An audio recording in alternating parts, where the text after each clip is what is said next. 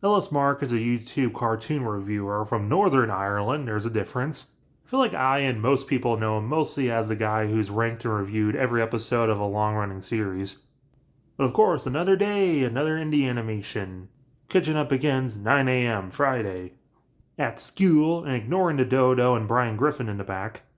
Up front is Tom and Jerry, I mean Clay and Rob. Our main animals, Rob is played by Mackenzie Atwood, who you probably know from Cookie Run. Rob is excited because him and Clay are going to hang out after school. Fleetway Sonic, Kellen Goffwolf.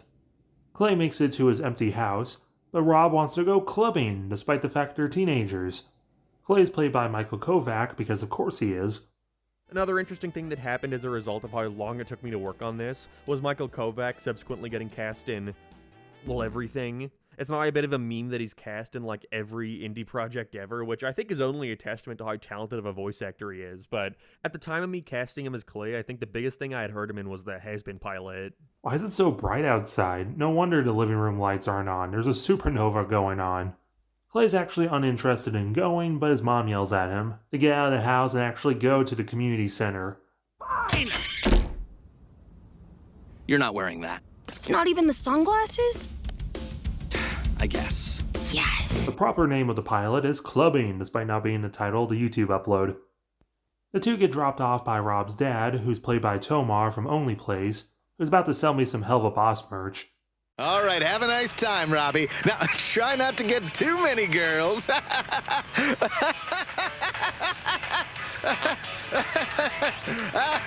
Don't worry, sir. I'll keep an eye on him.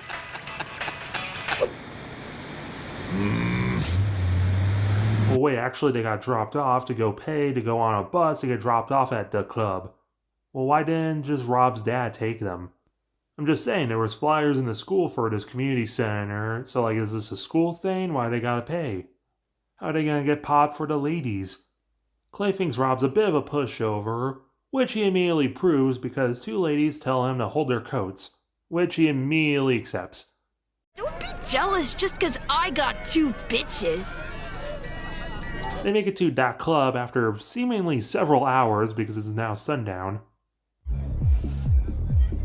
There's your bitches. Rob's determined to deliver them their coats.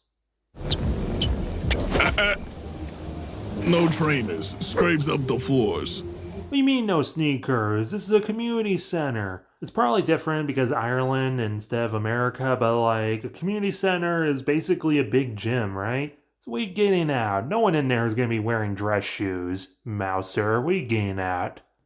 Also, Trainers Mac Owens over here's one line is performed by video game reviewer Cadicarus for some reason. He gets killed by the guard, but luckily Rob and Clay don't even wear shoes. They make it in and, well, it certainly is a club. It's really loud, everything costs something, it's really expensive, and Lizzie Freeman might jack you. Clay sees this cute lady at a free seat, and he thinks a million miles per hour. Like, what's he gonna say? She was macking on Kellen Goffwolf, but he also seems to be more interested in the jacket ladies. What's he gonna do? Too late? Think of something? And he completely fumbles it, admitting that his bitch mom made him go here. He's getting super stressed out, but this cool cat's got some root beer, and it's definitely one of those two words. Hey, bet you $20 he's gonna pussy out, huh? $20, deal? Mm-hmm. Okay, right, what you just said right there, that's the reason why nobody wants to take the shift with you. That's why. That's it, that attitude. That general attitude. The Clay gets toasty, so Rob has to walk him home, and luckily they find the bitches to give back the jackets. But they want to go to club number 2 and use them as a coat rack yet again, and he's not even getting anything out of this. But as stuff starts getting real, Clay stands up for his friend. Jesus Christ! Just shut the hell up about these goddamn jackets already! What the heck? Well, a job well done standing up for yourself. Now don't tell Mom that beer tastes like pee-pee. This was fun. The animation is really good. And I love the art style. Each character looks very unique from each other, and you can definitely tell Fairly OddParents was a big influence on Mark. A lot of jokes were really funny. And I like seeing the progression of Rob's naivete evolving into him standing up for himself. Though the episode kind of feels like it should be like 15 minutes, it's 20 minutes. A lot of indie cartoons tend to have the problem of going by way too fast, and I think this is the first example where I feel like a series goes far too slow. But I definitely wouldn't say it does anything inherently bad. Mark released a video detailing the behind the scenes, and it's quite interesting, and there's a certain part that makes me really appreciate the episode more, as Mark literally restarted the whole pilot because... I thought to myself, why the fuck did I make an episode about a house party? I never really remember anyone having house parties when I was growing up. At least not that I knew about. It was all about going clubbing, going to crappy underage discos where you'd stand around in a crowded community center trying to talk over a loud as hell DJ playing a bunch of crap, buying knockoff colas for £1. I also remember absolutely hating it when my friends would say they're going to one on the weekend. I always had better memories of what we did at home before and after the club, but going there was a nightmare. I feel like this has to be an Ireland-America divide because we definitely did not go to clubs as kids. We did have house parties, which was usually just sitting around awkwardly and maybe playing some video games. But I specifically bring this up because of this next part. I wanted the overall theme of the series to focus on the fact that around that age you're kind of expected to be doing all this shit that me and my friends were just not interested in. But despite that lack of interest, we had to do it anyway because it was just sort of what you did living in a rural neighborhood where there wasn't many options for what to do on a Friday night. You know, when you aren't old enough to go to a pub or something. So yeah, I don't really relate to the whole clubbing teenager thing, but I relate to being expected to do something because it's only expected to, despite the fact I don't want to. I think everyone grows up like that. And I think that's a very important thing to discuss to a teenage intended audience. So I'll give the pilot as is 5.5 out of 10. Definitely not bad. I'm not taking my sneakers off. I am Sneakers O'Toole. Hey, take those sneakers off. No! Die. Catching up, episode 2, Mary J. We open 3 p.m., no date on this one, at the school, specifically the Spokane Academy, home of the Skunks, a proud and noble people. They now have school uniforms, despite the fact in the pilot they had more casual American no uniforms. Because it was only a pilot and things are bound to change for the actual series. Like looking behind Clay's gay messenger bag, he has a tail now. He was designed to have one originally, but he didn't have one in the pilot because Mark found it difficult to remember to draw it. Kind of a reverse Goku situation. We also see Kellen Goffwolf, who doesn't speak in the episode, and one of the jacket bitches hanging out with the bunny girl. Mark has been on record that he wanted the characters to go to school, but he never wants any episodes to actually set at school. Disdaining most shows going to school have episodes focusing on the student body council or the science fair. Because in reality, 9 out of 10 students don't actually care about any of that stuff, and yeah, that's true. I don't even think my school even had a science fair. The only kids who ever actually cared about student council were all the popular douchebags that thought they were going to get actual power from it. Back to the episode, Rob wants to go to Clay's movie night. He begrudgingly agrees, but really doesn't want to watch the Mr. Bean holiday again. We also meet Rob's big skater bro, Roy, played by a popular YouTuber. Hey, what's your name anyway? Scott. You look like a Woz to me. Are you a Woz? Woz? Yeah, it's a term for youngsters with an overactive enthusiasm for bad retro games. Rob thinks he's as cool as his astronaut mom, but Clay thinks he's a bum. But hold that thought, because Pretty Lady... I know a shortcut home we can take. Are you crazy? That's Pedo Park! Roy says once every year, Pedo Jones comes in his white van to abduct children and invite them to his creepy parties. Clay ignores the warning and moves in, just to get isekai'd by a truck into the title card. Making it out with just a broken leg, and Clay wants to have the movie night at Rob's place instead. Because his little sister's a pest, Rob smeared chocolate milk all over the TV. Apparently neither of them wanted to play the PlayStation. And who I thought was Clay's mom is actually his other sister, thinks Rob's annoying. I don't know why their ears and noses are so much bigger than their brothers. But I do know this brief montage was supposed to be an extended scene, with Rob thinking Clay's older sister is kind of fine. Either way, they meet up with Roy. Dude, Rob, I don't walk you home for one day and your butt buddy breaks his leg? Oh, Clay was just distracted by this girl he likes. What girl would want to hang out with that snore fest? Roy signs his cast. It's a rocket ship! Fly us to Jungle! Here we go! They make it to Rob's playroom, which is totally not storage. It's so cool, they got a V smile. Just ignore the backyard. This video is sponsored by Pat Blue Ribbon. His movie collection is like the definition of the Dirty Crack House movie. Like very bizarre and hyper random movies. Like I feel like Tubi is basically just that. We got the Mr. Bean Holiday. We got the Mr. Bean Holiday Director's Cut. We got a bunch of random discs on the ground. We got Totally Not Family Guy Season 13. We got Reading Rainbow. We got Something Moon. We got Thumbelina. We got The Mouse of the Pentagon and the Wacky World of Dick Cheney.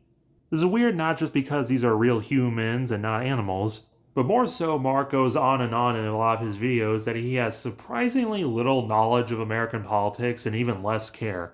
So who snuck this joke in? Clay doesn't seem impressed even with having a cool carpet, so Rob goes to check in Roy's room, and he's got the copy of Cluck starring Adam Sandmanalder, which is based on Click starring Adam Sandler. Surprisingly great film. And it looks like Roy's also got into Dad's Pat's Blue Ribbon. Nah, dude, he's got a Samhain poster. He is awesome. He also stole Rob's old lunchbox, which inside he keeps his oregano. And Roy is not happy seeing Rob holding it. So Rob has to run past his sleeping dad in his McDonald's, grabbing Clay who's playing DVD menu corner, and book it out of there. If Dad finds out that's mine, he'll send me to that Catholic school for sure. Oh, boys! It's okay. Just gotta get it back before he wakes up for his night shift. Those losers wouldn't even know what to do with it anyways. What the fuck? Dude, do you know what that is? So now they got a bag of weed, and instead of singing, Clay wants to smoke away the evidence. Rob thinks that's insane because winners don't do drugs, but Clay wants to be more spontaneous. Let's become a 70s cartoon. Let's trip out in Roy's room and admire his LS Mark plushie and Nintendo Switch. Let's walk funny and go get Friar Tuck's, then we'll watch the movie. But Rob just wants to bin it. When that doesn't work, Roy shows up. So they have to go into Diddy's park and smoke all the hash so Roy can't. It was supposed to be a scene with Roy's homeless friend Toby, but his scenes were completely cut. Pedo or not, this place is pretty creepy. Wait, you say pedo? The two play around for a bit, but Rob gets upset thinking that his family's been disintegrating since his mom's left. But switching hats does make him feel better, and now Clay is Luffy, and he's rolled that grass into a moist, nasty joint with a leaf. I guess I was just thinking about what Roy was saying. Think you're a queer? What? When did he say that? Never. He laments that people think he's boring and thinks a jazz cigarette will help him not be boring. But Rob thinks he's cool. But oh no, the Nickelodeon producer found them. And he wants to show the two his little Johnny. Liggett. Sorry, little Johnny. Looks like no one can make it for this one either. I hate you, Dad! I want to go to normal school! Our children are cruel! Daddy can be your friend. It's all your favorite ace hits. What a fool I've been. The guys bump into the ladies. They're collecting burning sticks, and the pink cat's name is Angie, played by Vivian Reed, who's best known for doing comic dubs as Serge de Tenric.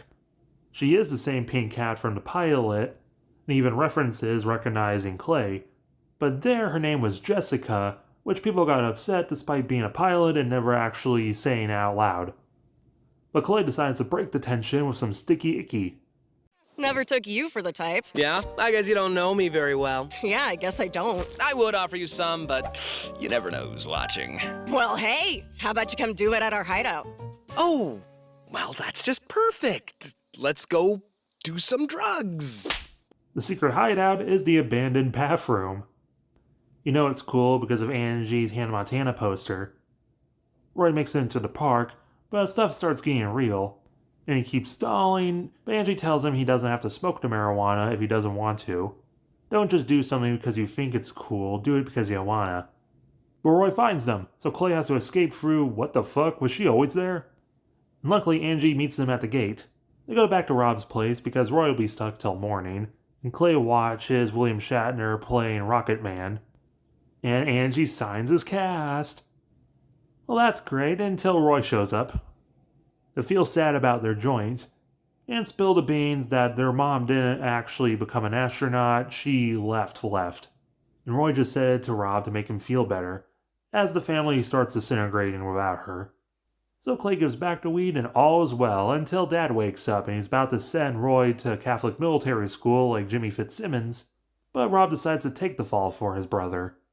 Clay and I have been blazing that dank-ass kush up for months. So the punishment has been downgraded to just no DVDs for a month. So Roy and Clay may or may not have smoked a weed because they wanted to, not because they felt like they had to, got Friar Tucks, and they finally got the DVD to hit the corner.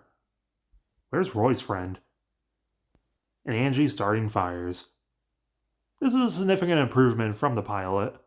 The pacing's a lot faster and a lot better for it. So many of the jokes hit so well I had trouble picking which ones to show. Especially them breaking the art style to do the 70s thing is really fun.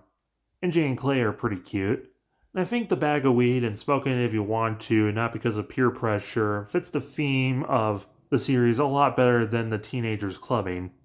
Especially these days, I feel like a lot of teenagers are going through this. I quite enjoyed this episode, and I'm glad to see where the series goes next. 8 out of 10. Let me know what you thought down below, as well as hitting the like button, subscribing if you're new, Hyping on Mobile is very appreciated, and check out the episodes on Mark's YouTube.